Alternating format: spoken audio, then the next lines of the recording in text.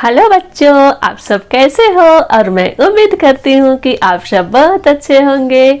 बच्चों, मैं हूँ आपकी आसमानी मैम और आज मैं आप लोगों को बताऊंगी रचना के आधार पर वाक्य के कितने भेद होते हैं। ठीक है, तो आइए हम देखते हैं रचना के आधार पर वाक्य के कितने भेद होते हैं। रचना के आधार पर वाक्य के भेद।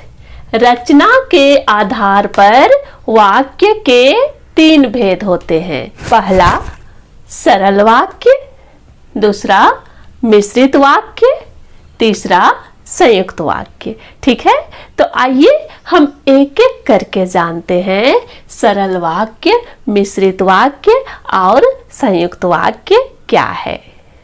हम सबसे पहले देखते हैं सरल वाक्य क्या है। ठीक है, सरल वाक्य जिस वाक्य में एक ही उद्देश्य और एक ही विधेय होता है उन्हें सरल वाक्य कहते हैं।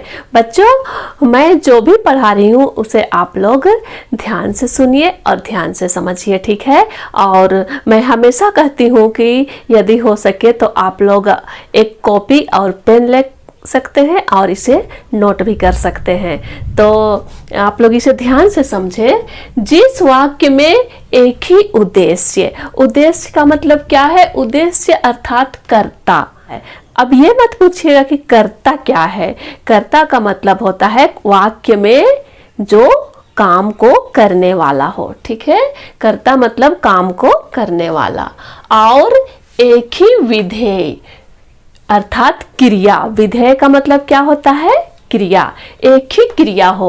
अब आप लोग पूछिएगा कि ये क्रिया क्या होता है। क्रिया मतलब कोई भी काम। ठीक है, उन्हें सरल वाक्य कहते हैं। मैंने उद्देश्य का मतलब आप लोगों को बतलाया है कर्ता, और विधेय का मतलब क्रिया, अर्थात ऐसा वाक्य जिसमें एक ही कर्ता हो और एक ही क्रिया हो। कहने का मतलब काम करने वाला भी एक हो और जो काम हो रहा है वो भी एक हो, तो वैसा वाक्य सरल वाक्य कहलाता है। सरल का मतलब क्या होता है? साधारण, या आप कह सकते हैं सिंपल। ठीक है, तो इसे हम कुछ उदाहरण के द्वारा समझते हैं। जैसे यहाँ कुछ उदाहरण दिए जा रहे हैं। बच्चे लिख रहे हैं। ठीक है, आप लोग इसमें देख रहे हैं बच्चे लिख रहे हैं। ठीक है, इस वाक्य में हम क्या पा रहे हैं? एक ही कर्ता है बच्चे। ठीक है, और एक ही क्रिया है लिख रहे हैं। ठीक है, बच्चे लिख रहे हैं, इसमें कर्ता सिर्फ बच्चे हैं। ठीक है, और इसमें एक ही काम हो रहा है, यानी सिर्फ लिखने का काम हो रहा है। इसीलिए इसको हम कह सकते हैं कि इस वाक्य में एक ही कर्ता है और एक ही क्रिया है। इसीलिए यह वाक्य सरल वाक्य है। ठीक है, और हम अगला उदाहरण को देखें। राम पढ़ रहा है।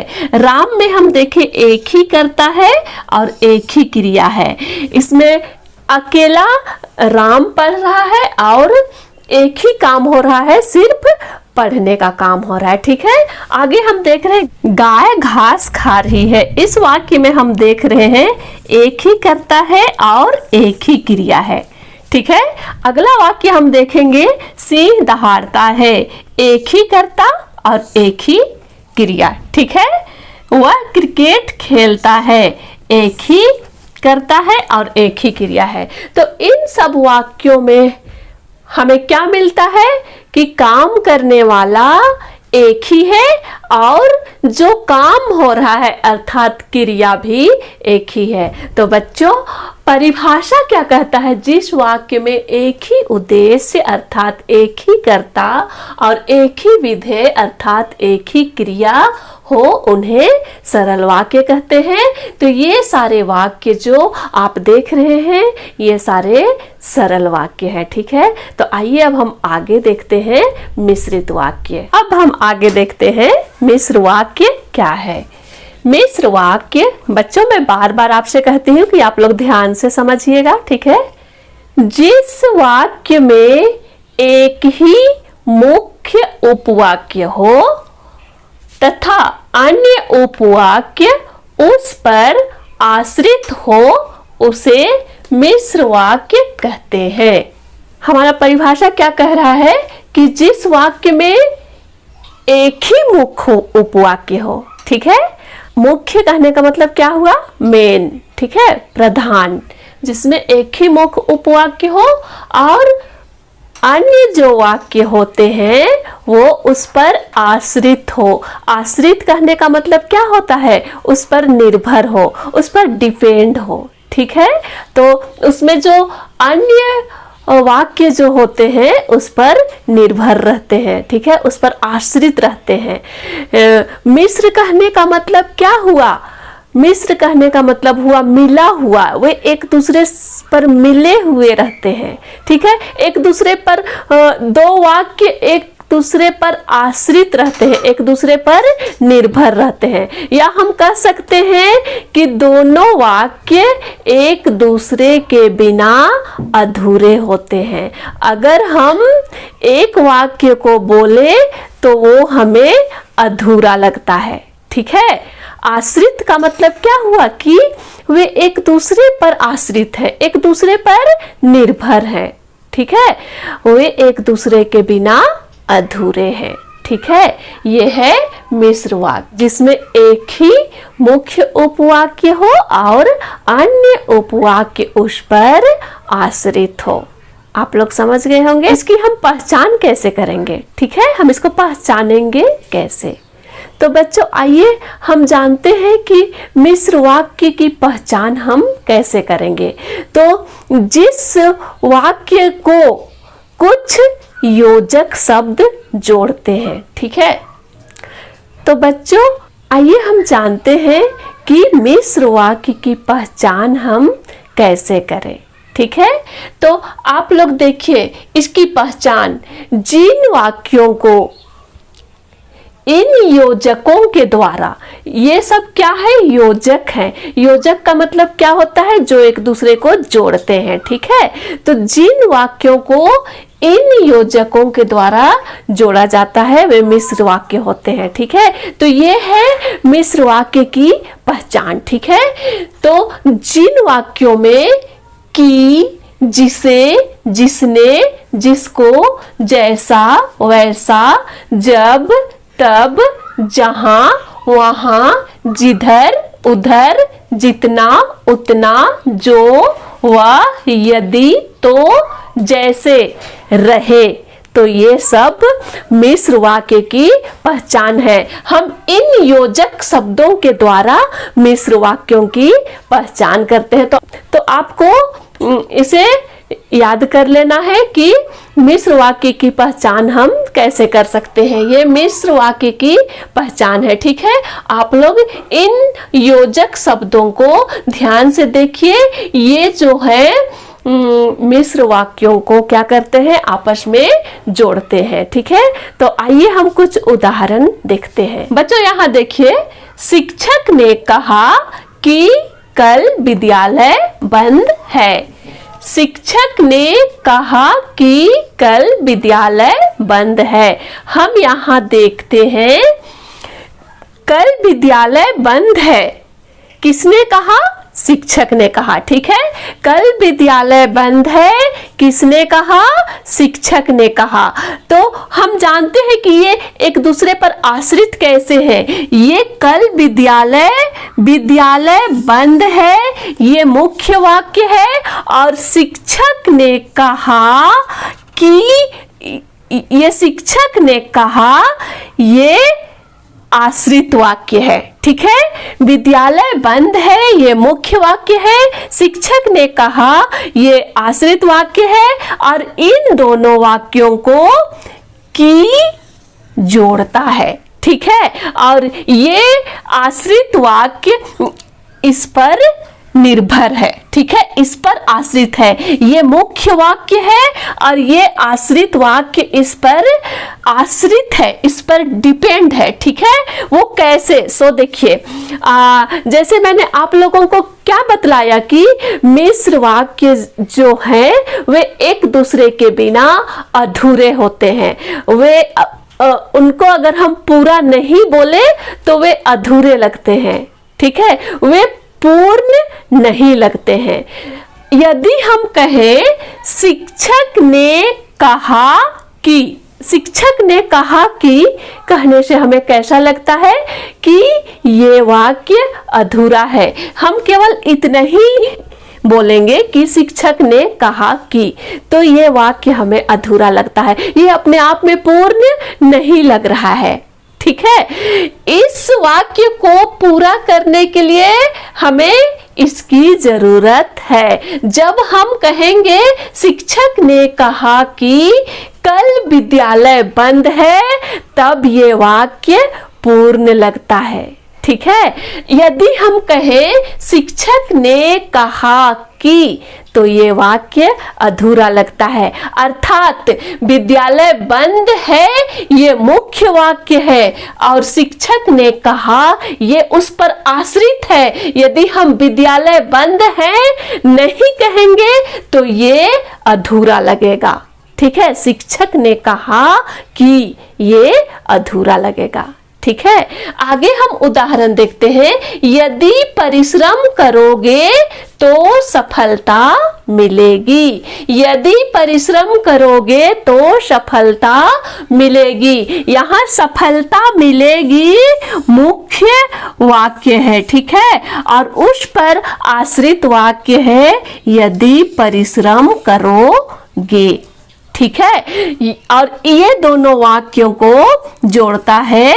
तो यदि परिश्रम करोगे तो, यदि हम इतना कह के छोड़ दे तो ये वाक्य बिल्कुल अधूरा है, ठीक है। यदि परिश्रम करोगे तो, क्या इससे आगे हमें पता नहीं चल रहा है। और इस वाक्य को पूरा करने के लिए हमें आगे क्या कहना पड़ेगा? सफलता मिलेगी। हमें सफलता कब मिलेगी? हमें सफलता मिलेगी, लेकिन कब मिलेगी? यदि परिश्रम करोगे तो हमें पता चल रहा है कि ये जो है एक दूसरे पर निर्भर है। ये वाक्य जो है ये इस पर आश्रित है, ठीक है। हमें सफलता मिलेगी। कब मिलेगी सफलता? यदि परिश्रम करोगे, ठीक है। सफलता मिलेगी। कब मिलेगी सफलता? यदि परिश्रम करोगे तो, ठीक है। यदि परिश्रम करोगे तो सफलता मिलेगी, ठीक है। आगे हम देखते हैं, जैसे ही आकाश में बादल छाए मोर नाचने लगे। यहाँ मोर नाचने लगे ये आपका मुख्य वाक्य है। मोर नाचने लगे। मोर कब नाचने लगे? जैसे ही आकाश में बादल छाए, ठीक है। और ये दोनों को जोड़ता है जैसे, ठीक है। जैसे इसको जोड़ता है। यदि हम कहें जैसे ही आकाश में बादल छाए तो ये वाक्य अधूरा लगेगा। हम इसको पूरा करने के लिए हमें आगे कहना है मोर नाचने लगे, तब ये वाक्य पूर्ण होता है। इस तरह से हम कह सकते हैं कि मुख्य वाक्य में जो दूसरा वाक्य है वो आश्रित है, उसके बिना ये अधूरा है। ये मुख्य वाक्य है और ये मुख्य वाक्य के बिना ये आश्रित वाक्य आकाश में बादल छाए, ये आश्रित वाक्य अधूरा है, ठीक है। आगे हम देखते हैं, जब माँ घर आएगी। जब माँ घर आएगी, ये हम कहें तो ये वाक्य अधूरा लग रहा है। मैं बाहर जाऊंगा, ये मुख्य वाक्य है, ठीक है। ये मुख्य वाक्य है और जब माँ घर आएगी, इसके बिना जब माँ घर आएगी अधूरा है, ठीक है। इस वाक्य को पूरा करने के लिए हमें कहना पड़ेगा, जब माँ घर आएगी तब मैं बाहर जाऊंगा। ये दोनों को तब के द्वारा जोड़ा जा रहा है, ठीक है। आगे हम देखते हैं, जैसा बीज बोओगे वैसा ही फल पाओगे। फल तो पाओगे लेकिन जैसा बीज बोओगे, ठीक है। जैसा बीज बोओगे वैसा ही फल पाओगे के बिना ये वाक्य अधूरा है, ठीक है। ये पूर्ण नहीं लग रहा है। जैसा बीज बोओगे वैसा ही फल पाओगे, ठीक है। तो इसमें भी हम देख रहे हैं इसको जैसा के द्वारा इसको जोड़ा गया है, या तो फिर यहाँ पर वैसा के जो द्वारा भी जोड़ा गया है। ठीक है, जैसा बीज बोओगे वैसा फल पाओगे। ठीक है, तो बच्चों आप लोग समझ गए होंगे कि मिश्र वाक्य क्या है। मैं फिर से एक बार बतलाती हूँ। मिश्र वाक्य अर्थात जिस वाक्य में एक मुख्य उपवाक्य हो और अन्य वाक्य उस पर आश्रित हो। ठीक है, उस पर डिपेंड हो। ठीक है, और इनकी पहचान है कि जिसे, जिसने, जिसको, जैसा, वैसा, जब, तब, जहां, वहां, जिधर, उधर, जितना, उतना, जो, वह, यदि, तो, जैसे।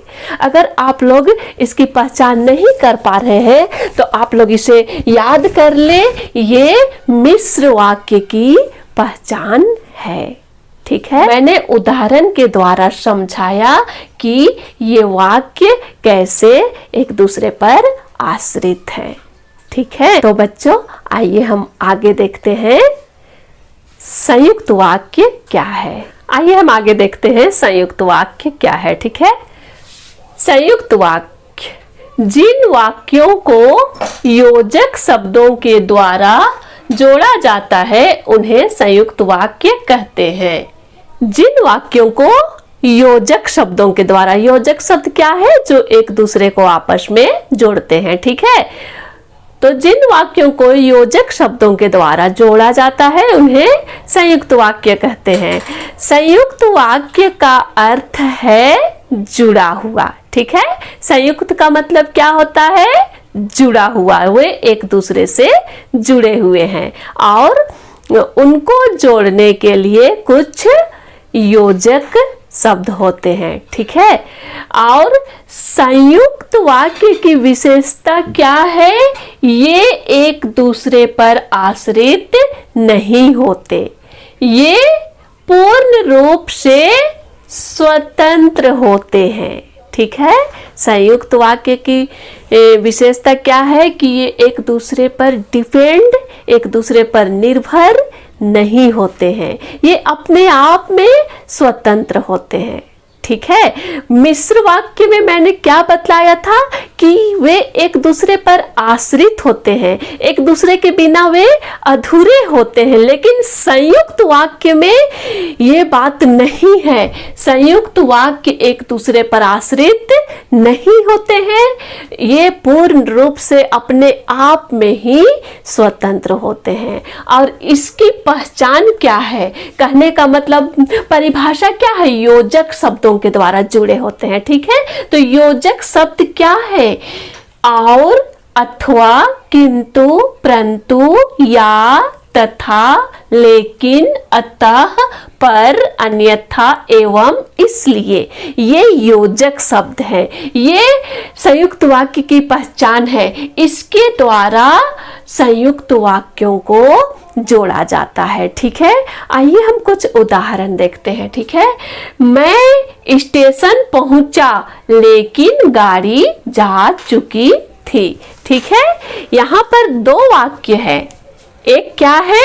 मैं स्टेशन पहुंचा, और एक क्या है? गाड़ी जा चुकी थी। और ये दोनों वाक्यों का योजक शब्द है लेकिन। लेकिन के द्वारा इन दोनों वाक्यों को जोड़ा जा रहा है। ठीक है, और क्या कहा जा रहा है? और संयुक्त वाक्य की विशेषता क्या है? ये एक दूसरे पर आश्रित नहीं है। ये हम यदि ध्यान से देखें तो ये वाक्य और ये वाक्य एक दूसरे पर आश्रित या एक दूसरे पर डिपेंड नहीं है, ये पूर्ण रूप से अपने आप में स्वतंत्र है। यदि हम कहें मैं स्टेशन पहुंचा, तो हमें इससे आगे यदि हम कुछ ना भी बोले तो ये अपने आप में पूर्ण लग रहा है, मैं स्टेशन पहुंचा। ठीक है, और यदि हम इसे कहें गाड़ी जा चुकी थी, तो ये भी किसी पर डिपेंड नहीं है, ये स्वतंत्र है, अपने आप में ये पूर्ण लग रहा है। हम कहें गाड़ी जा चुकी थी तो हमें और किसी वाक्य की आवश्यकता नहीं है, ये अपने आप में पूर्ण लग रहा है। लेकिन इसको दो वाक्यों के द्वारा जोड़ करके एक वाक्य बनाया जा सकता है। ठीक है, आगे देखें, माँ बाजार गई और सब्जी ले आई।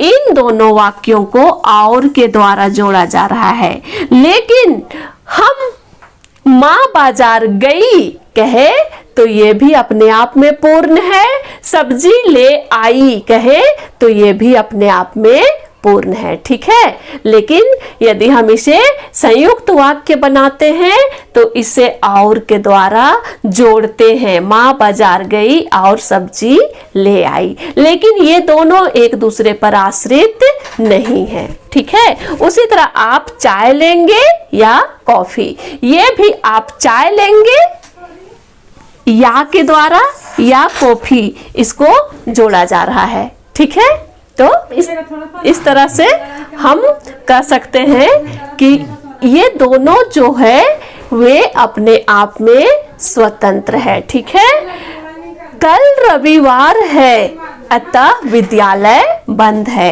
इन दोनों वाक्यों को हम अतः के द्वारा जोड़ करके एक संयुक्त वाक्य बनाते हैं, एक संयुक्त वाक्य का निर्माण करते हैं। लेकिन यदि हम कहें कल रविवार है तो ये अपने आप में पूर्ण है, ये आश्रित नहीं है। विद्यालय बंद है भी कहे तो ये एक दूसरे पर आश्रित नहीं है, यानी कि ये अधूरे नहीं लगते हैं। मिश्रित वाक्य में क्या होता है कि वे एक दूसरे के बिना अधूरे लगते हैं, लेकिन कल रविवार है कहे तो ये अधूरा नहीं लग रहा है, विद्यालय बंद है कहे फिर भी ये अधूरा नहीं लग रहा है। ठीक है, तो ये संयुक्त वाक्य है। ठीक है, तुमने परिश्रम किया किंतु सफलता नहीं मिली। ये दोनों वाक्य अपने आप में पूर्ण है, लेकिन इसे किंतु के द्वारा जोड़ करके एक संयुक्त वाक्य का निर्माण किया जा रहा है। ठीक है, तुमने परिश्रम किया कहे तो ये अपने आप में पूर्ण है, सफलता नहीं मिली कहे तो भी ये अपने आप में पूर्ण है। ठीक है, तो संयुक्त वाक्य क्या है? संयुक्त वाक्य में वाक्यों को योजक शब्दों के द्वारा जोड़ा जाता है। योजक शब्द ये है। ठीक है, आप लोग इसे याद कर लीजिएगा। ठीक है, और संयुक्त वाक्य एक दूसरे पर आश्रित नहीं होते हैं, ये अपने आप में पूर्ण रूप से स्वतंत्र होते हैं, ये अपने आप में पूर्ण होते हैं। ठीक है, तो बच्चों आज हमने क्या सीखा? रचना के आधार पर वाक्य के 3 भेद होते हैं, सरल वाक्य, मिश्र वाक्य और संयुक्त वाक्य। और मैंने एक एक करके आप लोगों को बतलाया। सरल वाक्य क्या है? सरल यानी साधारण वाक्य। मिश्र वाक्य मतलब एक दूसरे पे मिले हुए, एक दूसरे पर आश्रित। ठीक है, और संयुक्त वाक्य का मतलब है एक दूसरे से जुड़े हुए। ठीक है, और संयुक्त वाक्य जो है एक दूसरे पर आश्रित नहीं होते हैं और मिश्र वाक्य एक दूसरे पर आश्रित होते हैं। मैं उम्मीद करती हूँ कि आप लोग बहुत अच्छी तरह से समझ गए होंगे। तो मैं आज का वीडियो यहीं पर समाप्त करना चाहती हूँ और मैं आपसे मिलती हूँ फिर एक नए वीडियो में। बच्चों, आपके मन में कोई भी सवाल है या समझ में नहीं आया तो आप लोग कमेंट बॉक्स में जा कर के पूछ सकते हैं।